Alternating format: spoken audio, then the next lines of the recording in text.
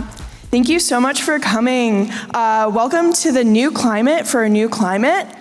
My name is Nico. And my name is Caro, and we're two of the Senior Sustainability and Environmental Studies Senior Department Fellows. We first want to thank Adam Met for taking the time today to celebrate our Earth Week events. We want to thank the Rodenberg Lecture Series, the Office of the President, the Office of Sustainability, and the Sustainability and Environmental Studies Program for sponsoring this talk. A bit about our accomplished speaker. Adam Met is a musician, educator, advocate, and writer, so he does a lot. Met is the A in the multi-platinum band AJR. The group tours the world to bring their indie pop music to millions of fans, allowing Met to use his reach and voice to advocate for social justice and inclusive solutions to the global climate emergency. He received the 2024 Time Earth Award and was named a New York Times Changemaker for this groundbreaking work. He has been actively involved with Congress and the White House on bipartisan efforts to promote renewable energy policies in the US. On the international front, he serves as a sustainability advocate for the UN Development Program, raising awareness about climate issues. And it doesn't stop there. As the founder and executive director of the climate advocacy nonprofit Planet Reimagined, Met has galvanized attention and action in various innovative ways, focusing on scientific research combined with media and initiatives. As an adjunct professor at Columbia University, he leverages his expertise in human rights law and sustainable development. And we Denisonians got to see him in action today in the classes he visited today. Met earned his Bachelor of Arts from Columbia University and a Master's of Arts from New York University and a Doctor of Philosophy from the University of Birmingham in International Human Rights Law. Met has a book entitled Amplify: How to Use the Power of Connection to Engage, Take Action, and Build a Better World, which will be released June 3rd, 2025, and is available for pre-order.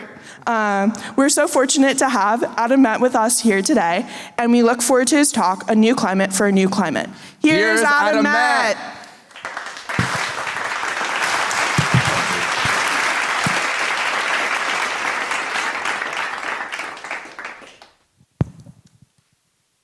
Thank you both.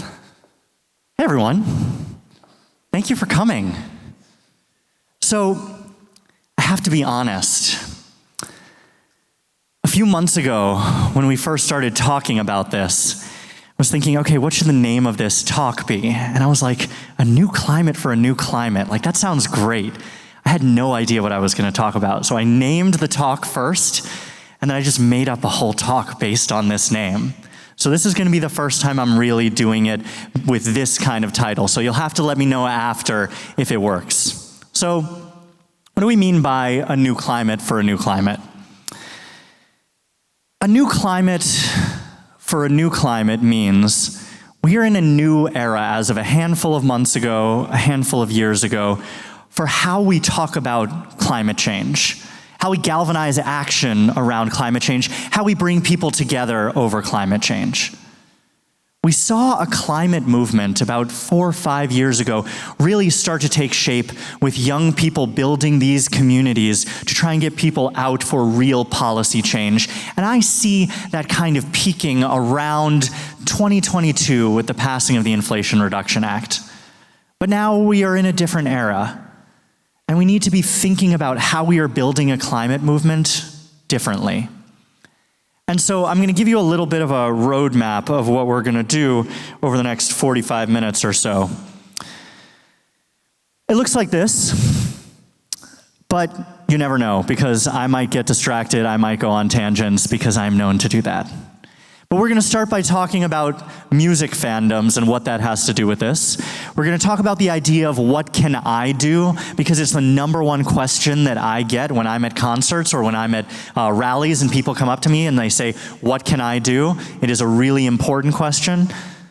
Number 3 is this idea of ladders and hurricanes, which we'll get to. It's this model for building movements that historically has worked really well, but doesn't really seem to work well anymore.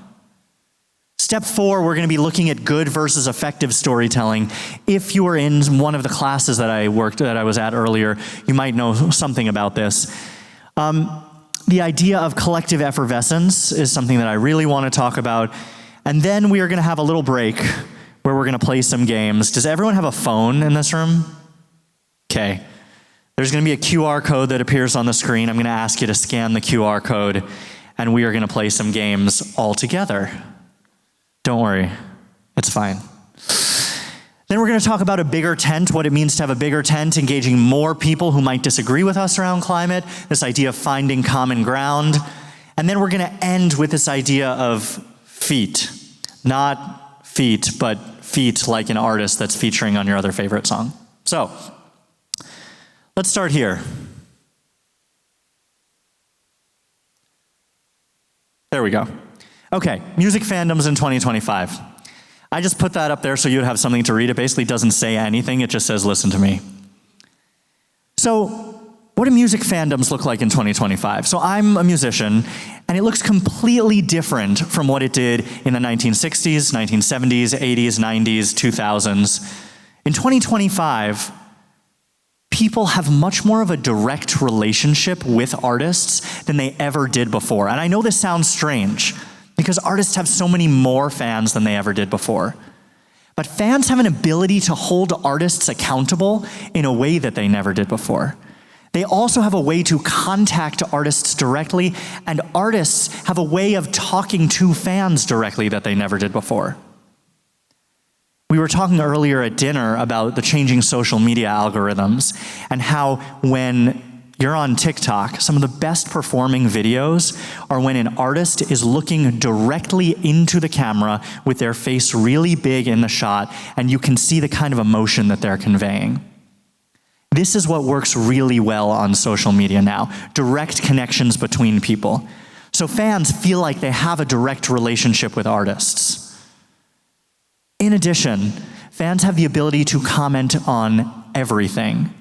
They can comment publicly, or they can comment sitting behind a username that has nothing to do with their actual name.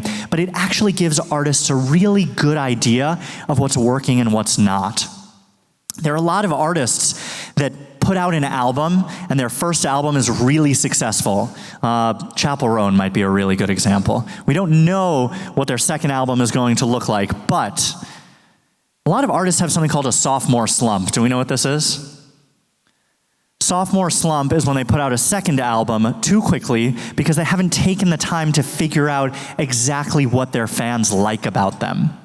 It's also because if their first album was really successful, then they have much less time to write the second one. People's first albums generally take them 10 years, and then finally they have a successful song and a successful album, and then this next time, they have a year because their record label wants them to put out something really quickly.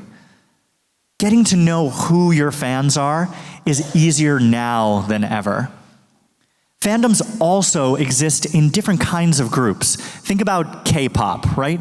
There are a lot of people who are fans of K-pop as a genre, but if you're a fan of BTS, you might not necessarily be a fan of Blackpink, but there could be overlaps between them. But these fan groups have created communities of themselves, and they learned how to become friends, they learned how to become family. There are people who have come to our shows who met 10 years ago at one of our shows. They didn't know each other before. These two people met, they got married. They got married, and now they have a kid, and they're bringing their kid to our shows. There's this idea of fan community that exists now that never existed before. And we're going to get into what that looks like and how these fan communities have been built. So we are looking at a new way of building excitement, building allegiance, and building fans. Okay, I'm going to have to keep walking back over here because the reach on this thing. Okay, what can I do? So the difference between these two, written down, it doesn't make so much sense, but it's really what can I do versus what can I do? Hear the difference? In the last handful of years, there's been a lot more of the second one, but from Gen Z, there's been a lot more of the first one. There's a lot of people who want to figure out, how can I participate in this world of movements, in this world of, in particular, climate? Now, I'm going to start with a story that I told in one of the earlier classes today about the difference between individual action and collective action, and then there's something in the middle called individual leadership. So when we're on tour, we generally sell tickets where you can come see the show, but we also have VIP tickets for sale. Are we familiar with VIP tickets? So our VIP, thank you for raising your hand back there. Our VIP tickets are a little bit different. Our VIP tickets, you come and you play dodgeball with us for a half hour. So we literally throw balls at our fans, they throw balls at us, and then they get to take a picture with us after they're really sweaty. It's great, it's really fun. Most people, when they come up and take a picture, they want to talk to us, they want the picture, they want us to FaceTime their family because their cousin's uncle's friend is a big fan too. And in Indianapolis, we had a young woman come up to us, she was in middle school. She comes up to us and says, I don't want a picture, I just want to tell you a story. And she says, I'm in middle school, and I noticed the single-use plastic problem in my middle school. And I said, okay, great, tell me more. And she said, I spent the last bunch of months putting together this petition to try and get people to sign to end all single-use plastic in my middle school. And she did it. She got enough signatures to ban single-use plastic in the cafeteria of her middle school, and then when she came to our show, she was telling me that now she's doing it at the district level, which is incredible. That's individual leadership, right? That's you using whatever platform you have to try and get as many people engaged as possible, to bring it to collective action. When people say, what can I do? Normally they're asking about what are the changes I can make in my day-to-day life. Most of the time, I will tell people that that really is a waste of time. It really is a waste of time to switch the kind of straw you're using, to switch the kind of water bottle you're using, to take less time in the shower, to turn off the lights when you leave the room. If you're going to take the time to do any of that, individual leadership and collective action is so much more important, and I would advocate for spending your time doing that. We'll get into more of that later. But the second one, what can I do, is giving up. Just by you all being in this room, I know that none of you are focused on the second one of these questions. Oh, there we go. Okay. Ladders and hurricanes. Don't worry, we're going to get to the serious part of this lecture in a few minutes. Yeah, so this is meant to be a hurricane. It was the best one that we could find, so just pretend it's a hurricane. A ladder. In the world of building movements, a ladder is traditionally the metaphor that people use. They get engaged, then they do something else, then they do something else, and they move up and up the ladder until they're the highest engaged they could possibly be. This is not really an effective metaphor anymore. There's a lot of literature that talks about the ladder of engagement. It doesn't really work that way anymore. The new model that we've developed is a hurricane. Think about it this way. When we built our fan base, the first thing we did is we took our new fans and brought them in close. Gave them all the tools, the social media tools, the posters, gave them access to music early, gave them access to tickets early, and turned them into evangelizers to then go out in the world and get other people excited about what we were doing. Building a hurricane that looks more like this, as opposed to moving people up a ladder, you can turn other people into advocates for you. So this model of a hurricane is actually how we built our fan base, and it's how we are needing to build a better climate movement. Okay, this is my favorite, well, I guess aside from the games, this is my favorite part. All right, we're gonna talk about storytelling. Who is this?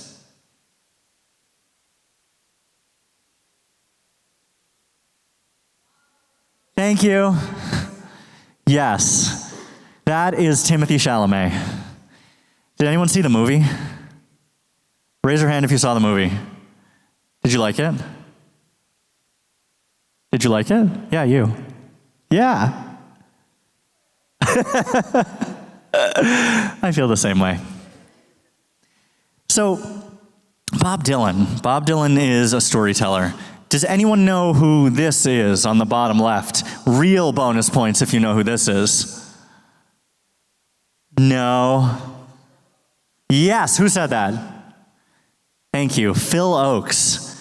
I bet most people in this room do not, raise your hand if you have not heard of Phil Oakes. Wow, okay. Phil Oakes is one of my favorite artists of all time. Phil Oakes is a protest musician, and he and Bob Dylan were friends. They fought about a lot of things. Bob Dylan called Phil Oakes a singing journalist because he thought Phil Oakes just kind of took stories and sang them. Phil Oakes has an amazing song called Here's to the State of Mississippi. And literally the chorus of this song goes, Mississippi, find yourself another country to be part of.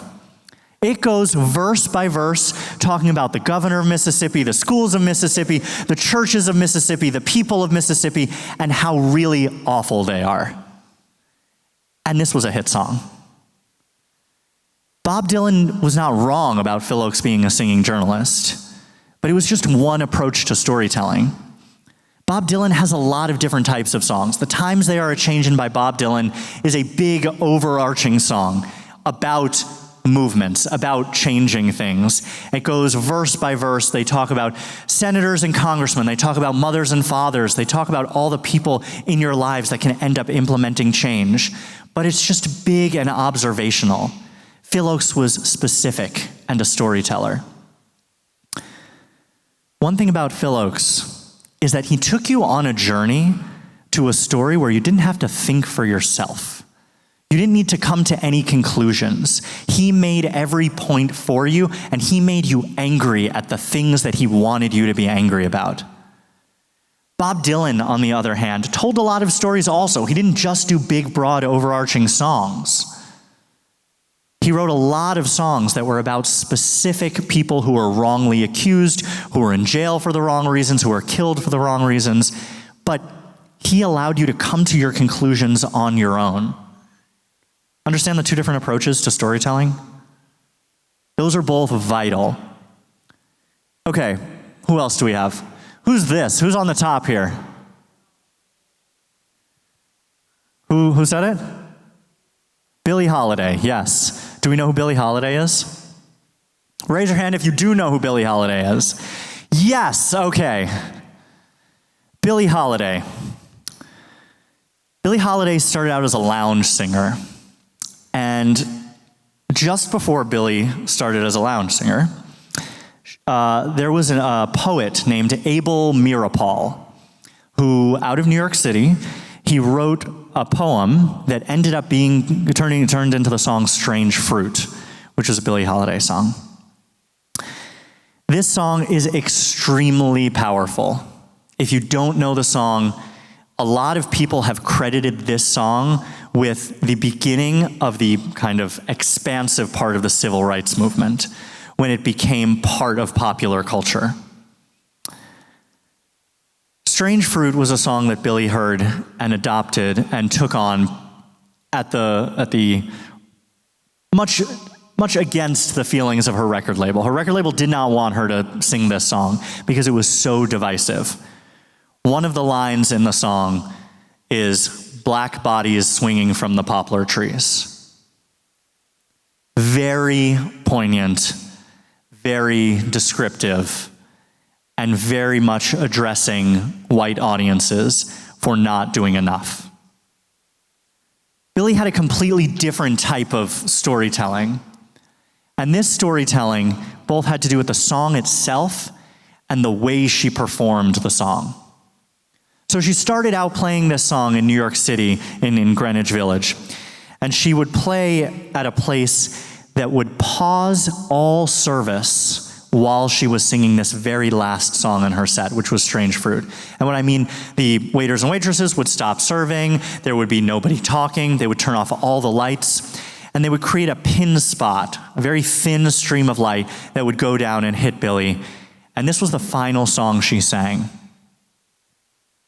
At the end of the song, she would walk off stage, No bow, no curtsy, no encore, nothing. And the whole goal of this was to make her predominantly white audiences very uncomfortable. The song was intended to make you uncomfortable. It was not intended to be entertainment or enjoyment. It was intended to make you uncomfortable in a way to galvanize you into action. This is the same kind of strategy that people going on strike or creating protests might use. Making people uncomfortable is a powerful tool. Okay, upper left. Who's on the upper left? Tracy Chapman. Tracy Chapman. Okay, Fast Car made it to number 6 on the Billboard charts when it first came out. Who covered Fast Car 2 years ago? Luke Combs covered Fast Car 2 years ago. It made it to number 2 on the Billboard charts. One of the things that I find really interesting about this story is that Fast Car is a song about poverty, it's a song about relationships, it's a song about escaping home, it's a song about having a dream, and it's a song about being realistic. This song resonated so differently for Tracy Chapman's original audience than it did for the country artist who took it on and sang it again many years later. One of the things that I think was the most powerful was at the Grammys in 2022, the two of them ended up performing the song together. And it had a real impact having a black woman and a white man who was a country star sing this song together. Oh, let's see if it comes back there we go. The lesson from this is that the same story can be told many different ways depending on who the audience is. There's the line in this song, "I worked in the market as a checkout girl." Luke Combs kept the line exactly the same for when he sang it for his audience. But the song meant something really different in 2022 than it did in the 90s. Okay, last one before we move on from storytelling. What is the center picture? Hamilton. How many people have seen Hamilton? Wow, okay. How many people have heard the music of Hamilton? Even more. Excellent. Okay. When Obama first became president, Lin-Manuel Miranda went to the White House and was asked to perform some songs from In the Heights, which was his current Broadway show. He performed the songs from In the Heights, and then he went on to perform the beginning of the first song from Hamilton. Mind you, this was 6 years before Hamilton came to Broadway. We were just coming out of a recession. We had a black man as president for the first time, and it was a time when people started laughing when they heard Alexander Hamilton, "My name is Alexander Hamilton," at the beginning of his song. Jon Stewart did a special the night after saying that it is not time to have rapping founding fathers. He said it was a joke, he said that it was insane, and he said that Lin-Manuel Miranda should go back to doing what he's good at. 6 years later, there's this amazing video clip of Obama and Jon Stewart backstage at Hamilton saying it's one of the best things they've ever seen. Hamilton is a really important example of understanding when an audience is ready to hear something. 6 years later, the economy was booming. We were in Obama's second term. It was a time when Hamilton really resonated with the audience that it was being performed for. It might not have worked 6 years earlier, but it did work 6 years later. Timing is key in storytelling. So, these are 4 or 5 different techniques. This is kind of big, overarching, inspiring people for change. This is letting people come to their own conclusions. This is leading people to the conclusion that you want them to have. This is about making people uncomfortable, putting them in the spotlight. This is about your audience, and maybe the same story will resonate 2 different ways with 2 different audiences. And this is ensuring that the audience is ready to hear the story when you are ready to tell it. Keep those in mind. We're going to come back to it in a minute. Okay, now it's the professional part. When I say professional, it's like the slightly more academic part, so stick with me for a minute. About 2 years ago, we embarked on a study. And when I say we, this is my organization called Planet Reimagined.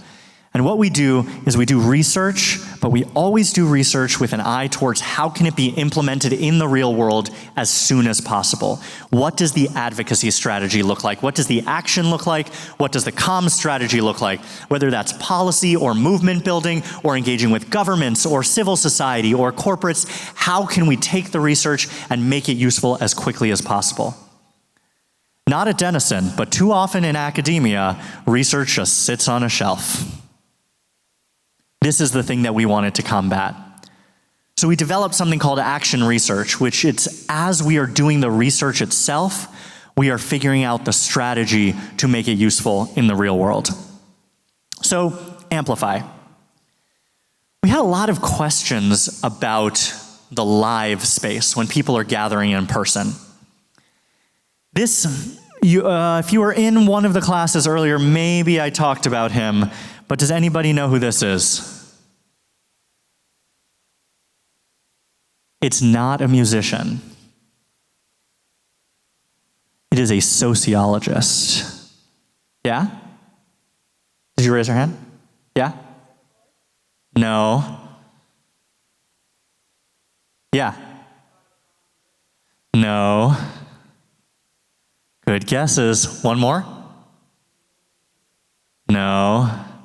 This is Emil Durkheim. Has anyone heard of Durkheim before? Okay, 2 people.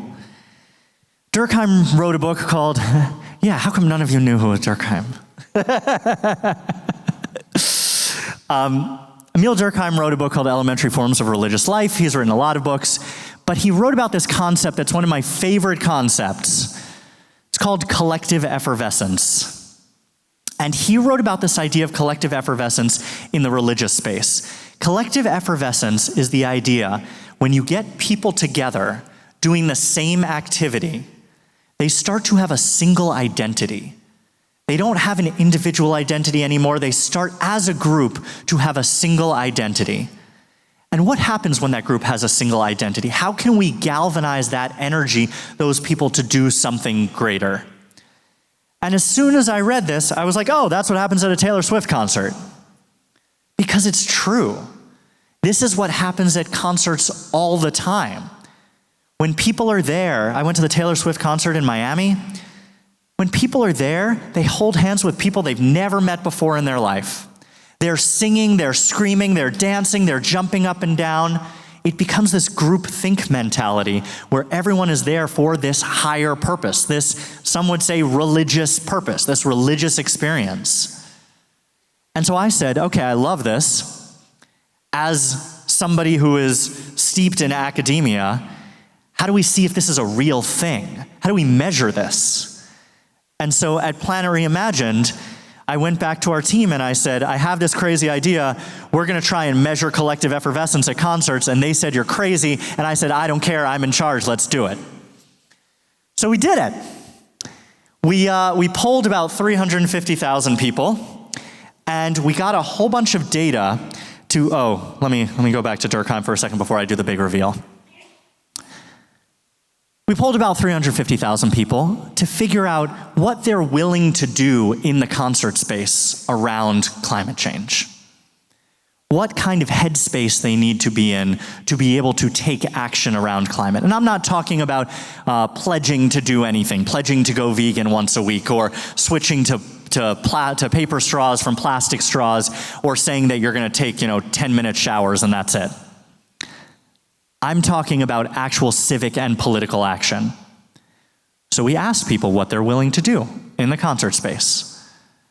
And this is some of the information that we found out.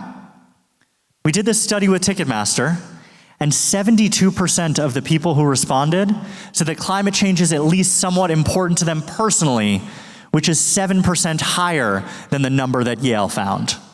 Now, concerts, about 250 million people a year attend a concert in the United States.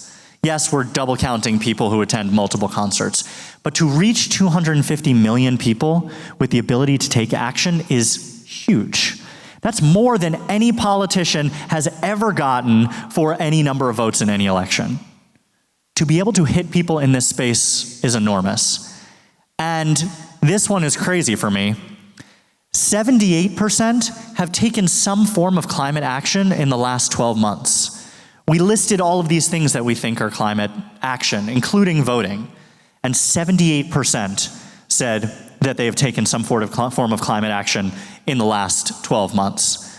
And look how important climate action is to music fans.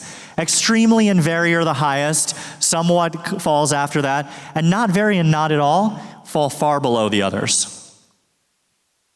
Okay. The next part of the study was to figure out exactly what fans were willing to do, willing to commit to on site. Now, part of the study that we did was where in the concert space are people willing to take this action? We asked them if they wanted to do it in the car on the way to the concert. We asked them if they wanted to do it on site at a table on the concourse.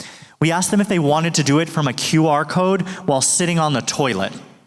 We asked them if they wanted to do it between the main act and the opening act. So the answers to all of this were different depending on the demographic.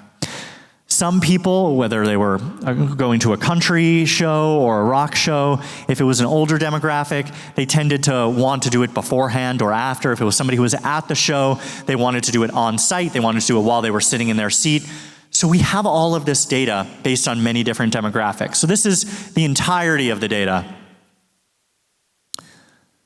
People are most likely to discuss climate change. That, pretty obvious, right?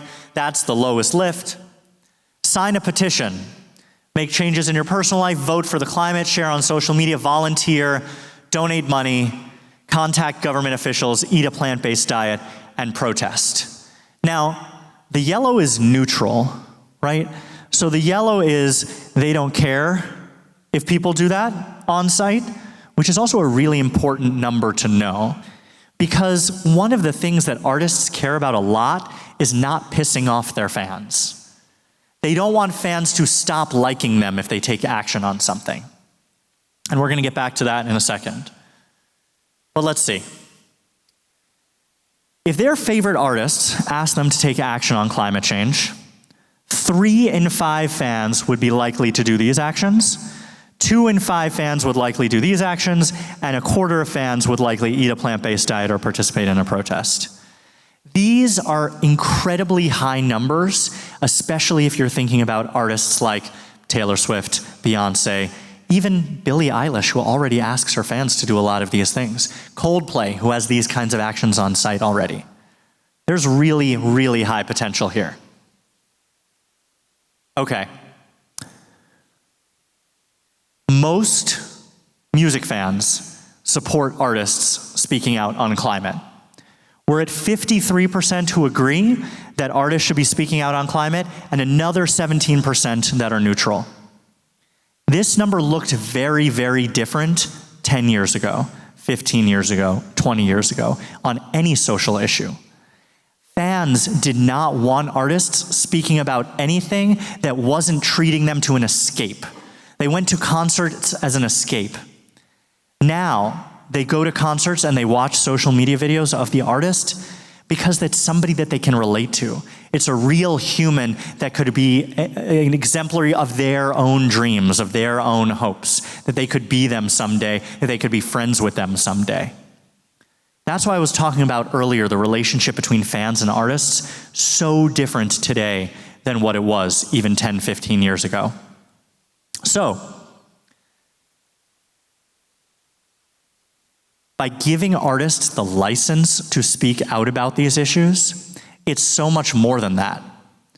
One of the things that we found in the study, and I think fans actively support when the artists take action. We found that fans will like the artist more when they take action on these kinds of issues. But there's a big difference. If I'm on stage and I'm saying to an audience of people, I want you to do this, that doesn't work. The language that works is, I'm doing this, will you join me?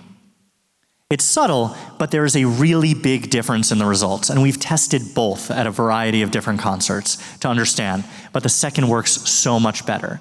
If the artist is already taking action themselves and says, please join me, that's where the win is. Now, the results of this on our tour over the summer were really striking.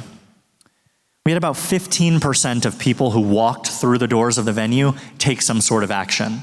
That could have been registering to vote, that could have been signing petitions, that could have been phone banking on site. We literally gave people a script and they phone banked and called their local representative asking them to vote a certain way on site.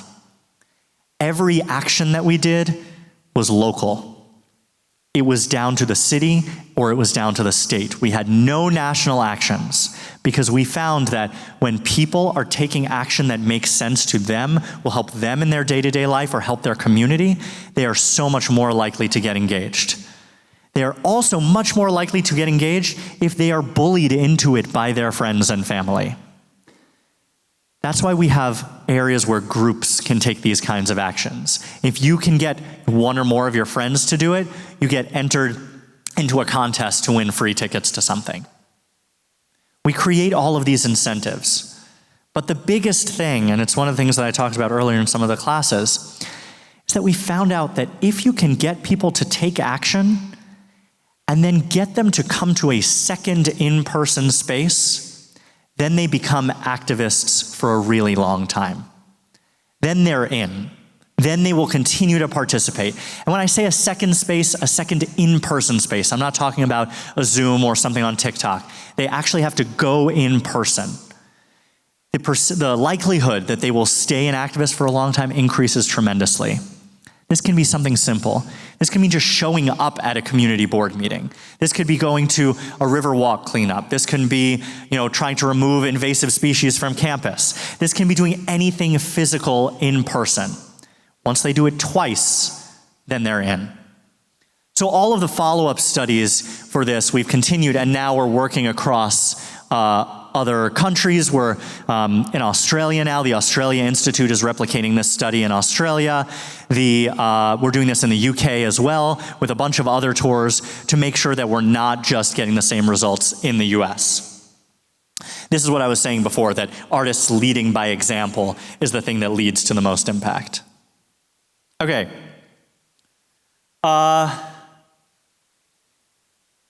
Games.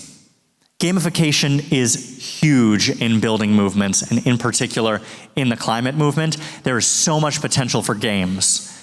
But the way that games are built, we can learn a lot from the music industry.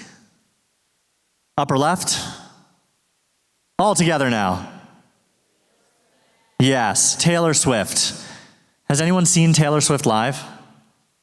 Okay. Sid, you've seen Taylor Swift live? How many times? Okay, me too. Taylor Swift uses a kind of gamifying that puts her fans in competition with each other. She creates all these games on the internet, and one of them actually ended up breaking the internet, whatever that means. The whole thing froze and people couldn't get through to the next level of the game. But it's all about competition. It's about individuals competing against each other. Great. One form of gamifying. That's really great, something for us to keep in mind. Competition. Who's in the bottom center? 21 Pilots. Who's been to a 21 Pilots concert? Nice, okay. 21 Pilots uses a different approach to gamification.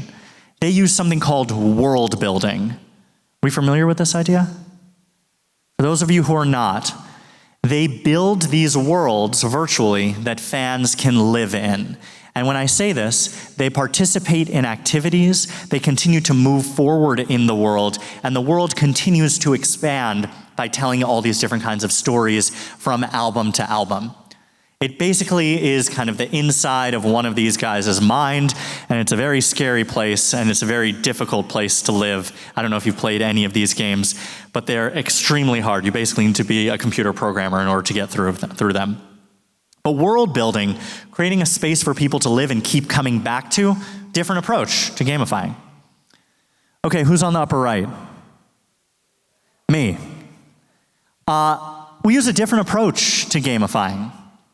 We use a collaborative gaming approach, which is not very common, but is something that is used slightly more in the climate space. For 2 albums ago, we took the track list for our album when we were announcing it for the first time. We cut it up into 100 different pieces, and we sent each of those pieces out to a different area of our fan base. We posted one on Twitter, one on Instagram, one on Facebook. We sent it out to our text list, our email list. We put it on Discord, we put it on Reddit. We put one in each of these places. And we forced the fans to work together to create this track list. When they posted the track list, it took them about 3 hours. And when they posted it, they were the first ones to share this information, which gave them ownership over the result. We got more impressions for that track list than we did for anything we could have posted ourselves. Because going back to this hurricane model, as opposed to the latter, giving fans ownership over the process and over the result makes them so much more proud, makes them want to share it with other people, and makes them want to get other people involved. Competition, world building, collaboration, each of these are really interesting and creative strategies that can be used for building better social movements, namely in climate. Okay, we're going to take a second, and we are going to play a game all together. Please take out your phones. I'm going to ask you to scan the QR code. All the questions here are anonymous, so please feel free to be honest. I will step out of the way. How are we? Oh, you don't need to like it. Oh, people are so nice. 30 people have liked it so far. Oh my God, so many people are liking it. Let me go to the next screen. Okay. When you hear the phrase climate change, what's the first feeling that comes to mind?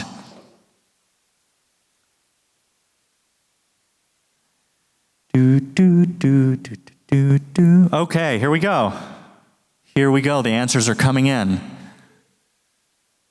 Huh. Oh, I love some of these.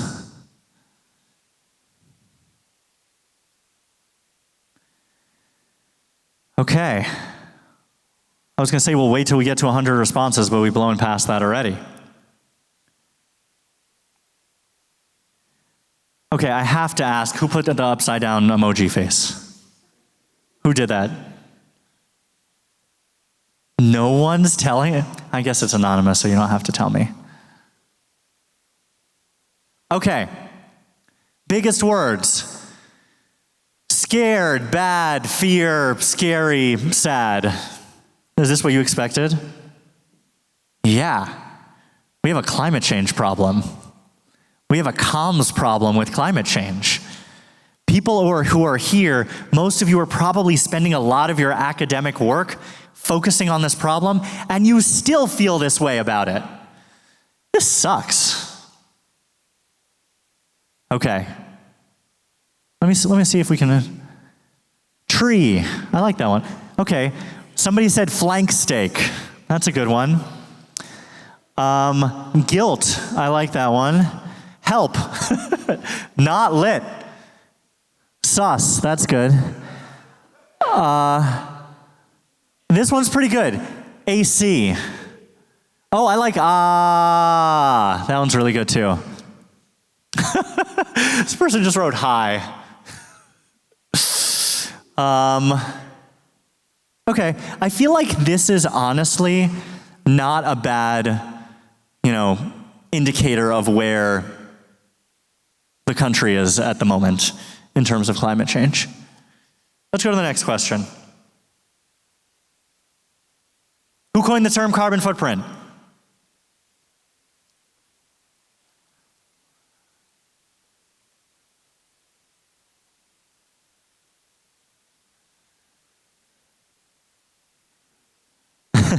Are you cheating and just going with everyone else?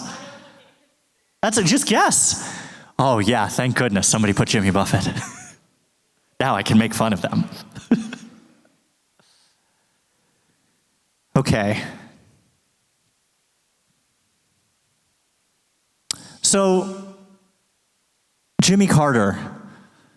Jimmy Carter did a huge amount when he was president for climate and a huge amount for human rights. Very, high potential for that answer. I'm sorry, Jimmy Carter is not the correct answer. Carl Sagan. I'm a big Carl Sagan fan. Talk about climate communicator, talk about environmental communicator, talk about incredible scientist who brought science to the masses. But unfortunately, he did not coin the term carbon footprint. NASA. Makes sense. NASA would have coined the term carbon footprint, but again, no. Jimmy Buffett. Who put Jimmy Buffett? Please tell me. Please raise your hand. We'll all just point and laugh for 1 second. Do we know who Jimmy Buffett is? The people who put Jimmy Buffett? No one's raising their hand. It's not Jimmy Buffett. The answer is BP. Good, but you just said you followed everybody else. That's cheating. The answer is BP. BP coined the term carbon footprint to put the onus of carbon footprints on individual action, on individual people. They want to make individuals responsible for what has happened and what BP and others like them have done. Okay, we did pretty well. The last time I asked this question, I think we got 17 Jimmy Buffetts, so this one's pretty good.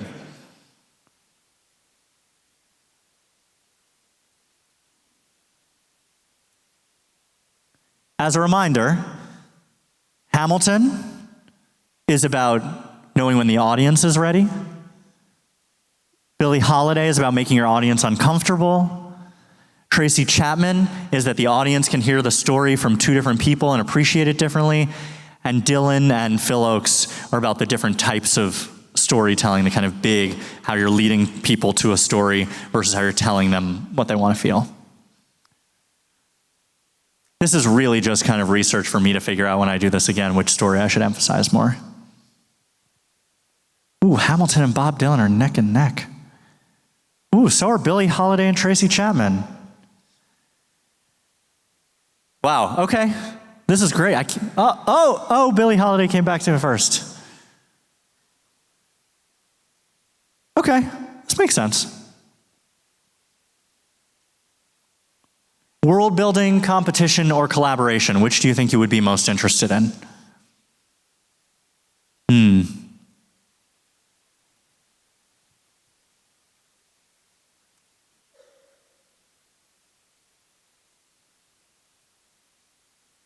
Competition and world building are kind of neck and neck. Are you all just saying collaboration because it's the one that I did? Okay. Next one.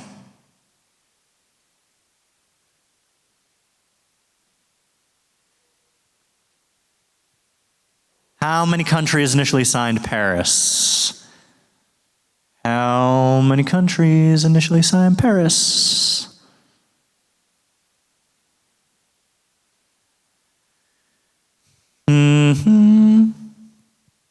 The options are 54 countries, 113 countries, 196 countries, or 214 countries. Did you get this one right?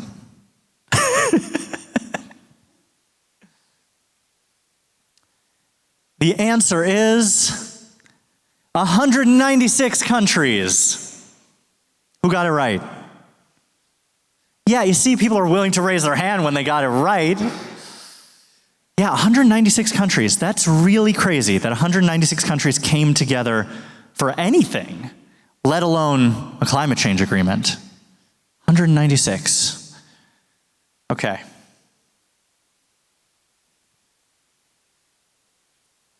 Another word cloud.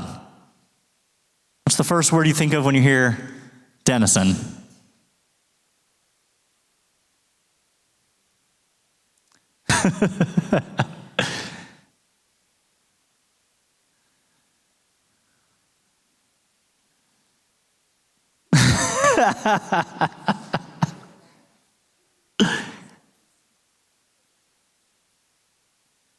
My word isn't up there. Mel, can you add a word for me? Can you add big red dollars? I've only heard about it 15 times today. Oh, there's big red. Okay. This is so nice. Michael Scott.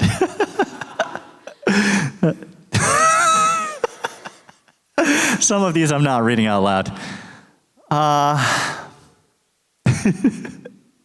Great.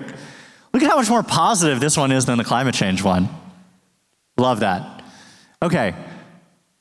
We're going to get back to the actual talk now and stop playing games. All right. One more technical thing and then one more fun thing. Finding common ground. In the music space, there's a lot of opportunity for different fan bases to come together. And we're going to talk about that in a second. But it's a lot harder to find common ground in this space between Republicans and Democrats.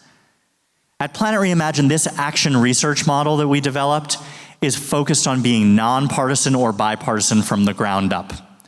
All of the research we do will be without a political lilt. It will be without focusing on any political party, any specific politicians. And so when we embarked on this project that we called Common Ground, what we did was we went to Washington and I started looking at maps, started looking at a lot of maps. And what we did was we worked with both Republicans and Democrats to try and figure out, okay, where is there overlap between what Republicans want and what Democrats want? And the answer was effective land use. This took like a year of listening. Really, I'm not kidding, listening. I would walk into Republican offices. I would spend a lot of time just hearing what they had to say, what they cared about, and specifically the language that they used. I would do the same thing in Democratic offices. I would just let them speak about the things that they cared about. I initially went in because either their kids were fans of the music or they had come to a show and they, were willing to take a meeting with me. But really quickly I pivoted to asking them, do you care about climate? What are the issues you care about? Just tell me about the things you're really passionate about. I really just wanted to hear them talk and hear what came out of their mouth. And effective land use was really one that I heard across the board. So in partnership with someone from NASA, we did a big study to look at all of the current oil and gas land across the United States. We said, okay, where is all of this oil and gas land? And these gray dots are the federal oil and gas leases, different from state, different from private land. These are the federal oil and gas leases. The next thing we did, and that's about 23 million acres of it. The next thing we did is we overlaid these leases with a map of solar potential. What if we put solar on top of those exact same places? And then we did the same thing with wind. What if we could put wind on top of these already disturbed parcels of land? We found enormous potential here. I'll pause there for a second. There is huge potential of putting renewable energy on top of oil and gas land. The reason why this has never been done before is because within the Department of Interior, the permitting office for renewable is on one floor, and the permitting office for oil and gas is on another floor, and they have never spoken to each other. That's actually the reason why this has never happened before. They said, when I went to the Department of Interior, I said, why aren't you doing this? No one's asked. So, we made a whole bunch of people ask. And there are a whole bunch of reasons why this is so beneficial. Are any of you familiar with environmental reviews or environmental impact statements? Yeah. This is all of the work that theoretically is done before a big project is embarked upon. This is going out into the field. This is looking at how any sort of big project is going to impact the biodiversity, the wildlife, the landscape, the community, the people, the economy. The environmental impact on this land has already been done because there are already oil and gas projects there. On average, this can take 4.5 years. We can cut that down to 6 months because all of this data has already been gathered. This cuts years out of the process, and it makes renewable energy companies and oil and gas companies very happy, because for each year that a project is paused for environmental review, it costs them millions of dollars. Space. The next reason why this is a really important idea is space. If we're going to build solar and we're going to build wind, which we're going to do anyway, the space where we are going to do it is in land that has not yet been disturbed. So why not build it on land that already has been disturbed and preserve that other land? We're looking at these areas of the United States over here in particular. We're focused on Colorado, we're focused on Utah, New Mexico for solar, and for wind, we're looking at Montana, Wyoming, and North Dakota. A little bit of California, a little bit of Texas. But this space is a huge thing, because there are 500 million acres of public land across the US, and we want to disturb as little of that as possible. Let's use the 18 million of it that's already been disturbed for oil and gas. Equity. We talked a bunch of different times today about environmental justice in the earlier classes that we talked about. Huge piece of it. Energy communities across the United States are failing. And this is not just because we feel that oil and gas has peaked, because in the United States, we're still producing huge amounts of oil and gas. This is because a lot of communities, especially in places like Colorado and Utah, they are small communities. They're still producing through low flow wells or wells that need to be plugged. And one of the things that we learned is that so much of the revenue for schools and hospitals in these areas come from royalties that come from oil and gas production. Oil and gas is keeping these communities alive. So, what if we could literally give these small leaseholders a new lease on life? What if we can find something to fill that gap for education and for hospitals where all of that funding is decreasing? And then lastly, we want to make sure we're focusing on these smaller leaseholders, these mom and pop shops, because they are the lifeblood of these energy communities. Exxon and Chevron don't need our help to do something like this. These smaller leaseholders that work in energy communities in the states that I just mentioned, they have been doing this for generations. They are not going to start right now to transition their entire business. So we need to make sure we're focusing on them, the smaller leaseholders. So this creates so many different values. These are literally all the things that we just talked about. It's reducing carbon footprint on public lands, faster environmental permitting, more wild and working lands for conservation, and a new lease on life for these energy communities. This is a collaborative bipartisan solution. So in working with Republicans and Democrats, we got them to write a letter together. The two leads were John Curtis, who at that time was a member of Congress, a Republican from Utah, and Mike Levin, who's a Democrat from Southern California, to basically ask the Department of Interior, why aren't you doing this already? In March of 2024, the Department of Interior came back, said, I don't know why we're not doing this already. We're going to start doing it right now. Since then, the first project has broken ground by Exxon in New Mexico. It's called the Cowboy Solar Project, and it is the first co-location project in the United States. But we were not satisfied there. We said, okay, it's under the Biden administration, right? They're more likely to start approving these kinds of projects. What happens if there's a different kind of administration that comes in and a Department of Interior that is not as amenable? We said we need to make this a legislative action. We need to turn this into law, not just waiting for the Department of Interior to act. So 3 weeks ago, we introduced a bill in the US Senate with both Republican and Democrat support, and a House bill will be coming in 2 weeks with both Republican and Democrat support to enshrine this in law, to ensure that the Department of Energy and the Department of Interior start to approve projects for new renewable energy on oil and gas land. And if we're able to get this through, which I'm really feeling confident about, we will be able to open up 18 million acres of land that's oil and gas land for renewables, and that can generate about 2,000 gigawatts of new renewable energy across the West. This is a huge amount of new energy. For those of you who don't study this can effectively close to double the amount of energy, renewable energy production that we have in the US in terms of wind and solar.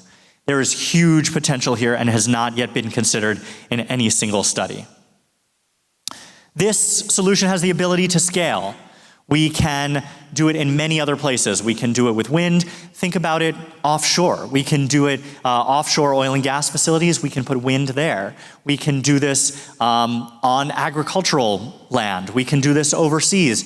This idea of co-location has the ability to scale tremendously. So now we have a team of about 7 people who are working on this.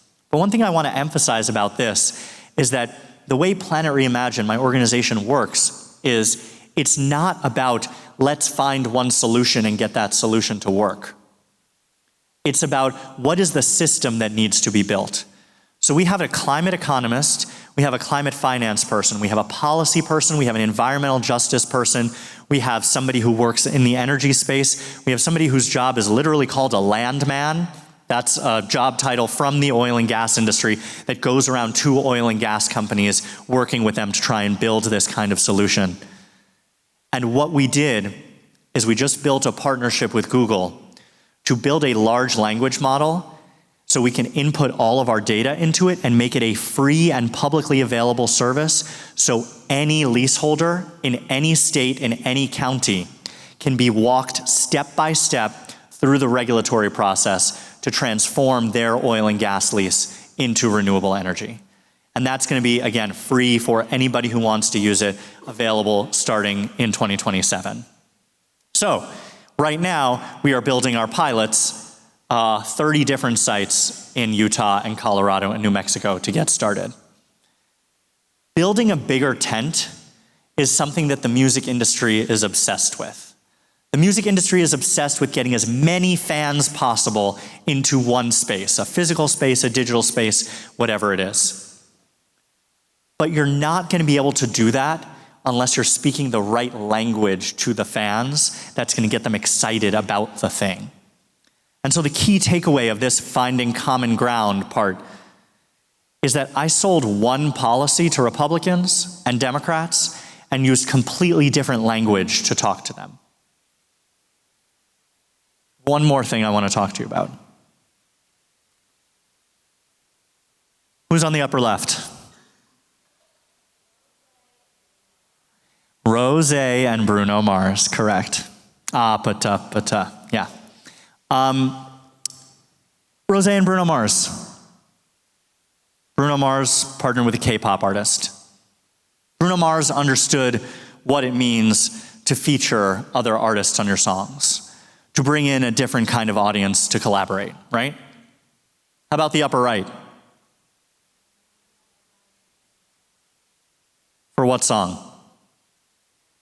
Yep, exactly. Again, 3 different artists, 3 different audiences, some overlapping, but made that song an enormous hit. And the bottom? Yeah, sucks for Iggy. She introduced Charlie to the world, and now Charlie's just the biggest thing ever.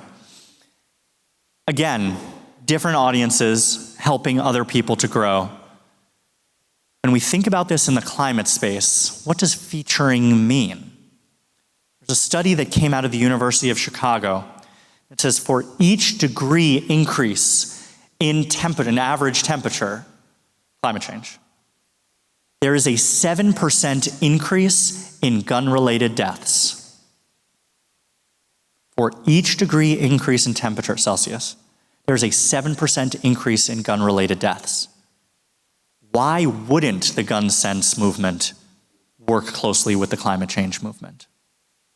We talked earlier in one of the classes about health and the changing impacts of health, especially from mosquito-borne diseases and other insect-borne diseases as temperatures increase. We are seeing more and more insects further north in the United States that are bringing diseases that we wouldn't traditionally be treating in places like Ohio. Why wouldn't we be working with healthcare professionals and in the healthcare movement while we're working in the climate change movement? immigration. We are going to see more immigrants over the next 10 years because of climate change than we have seen in the last 30. People are working day to day on immigration policy. Why wouldn't we collaborate? One of the most important things that we need to think about as we are building this new climate movement for today, for 2025, is who are going to be our most effective partners. We were talking earlier today about the Paris Climate Agreement and the US pulling out of Paris. However, here in the US, states and cities, and maybe even most importantly, companies, are not stopping the work that they're doing around climate. They're doubling down on it because we've moved far enough along this curve that companies have put enough money into it and they see how cheap it is to transition to solar as their primary form of energy. And with them building new things like data centers and AI facilities, they are fully committed to renewable energy. People creating these kinds of partnerships and collaborating is the only way that we are going to be able to build this new kind of climate movement. What we need is a movement that didn't look like the first word cloud we put up there. It didn't look like anger and frustration and doom and gloom. It needed to look like what you put when the question about Denison came up. Why do you like Denison? It's because you built a community here. It's because there are people who support each other. It's because you work together on projects. It's because you take classes together. It's because you're learning together. It's because you're creative together. It's because you're having fun together. Shouldn't that be the same thing for the climate movement that we're trying to build? That is exactly what this new climate for a climate movement needs to look like. And with that, I'm going to end and you'll be able to ask as many questions as you want. Thank you.